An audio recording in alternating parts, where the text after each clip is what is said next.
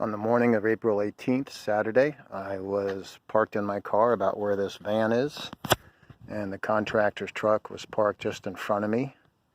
It had rained for about 20 minutes, so we were waiting in our vehicles until the rain stopped.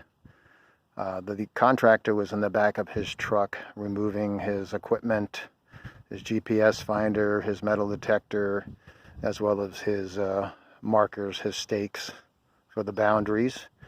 And at some point, Mr. Goodwin came up and started speaking with him. I didn't say anything. The contractor then started moving toward the areas that he had to mark. As you can see, there's one marker up there. And then he began to walk along that ridge. Mr. Goodwin began to follow him and began talking to him as he walked along this ridge here. At some point, he put another marker, which you can see right there, and then he began to walk further down here where he is able to go behind the homes. And I lost sight of Mr. Goodwin at that point.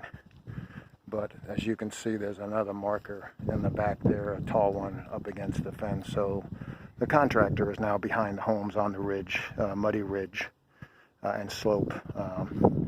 He began to walk behind the homes. And at this point, I lost sight of Mr. Goodwin. And then at some point, I got out of my car and started walking to meet the contractor down here at the end. By the time I got to about here, I saw Mr. Goodwin close to those signs, still speaking to the contractor, who was considerably further down the hill at this point. And at this point, I began to pass him, and I politely said, "Please don't speak with the contractor while he's working." And then I began to walk down the swale here to go behind the path here. At this point, Mr. Goodwin started yelling and screaming at me, telling me that he can talk to whoever he wants to talk to. It's a free country, and you can't fucking tell me who to talk to. I got to this point, and then Mr. Goodwin kicked sand, rock, and mulch in my face. And I looked up at him, and I said, "What is wrong with you?" He then looked at me and said, "You can't tell me what to say." And I'm like, "Whatever."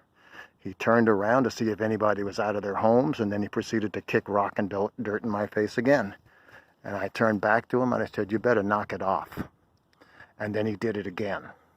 At that point, I decided to take my phone out and begin videotaping. And he did the same. All the while, he was getting angrier and angrier and losing control.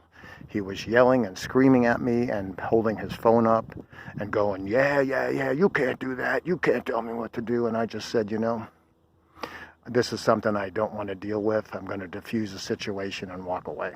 So I began to walk away and came down this path to meet the contractor down the hill here.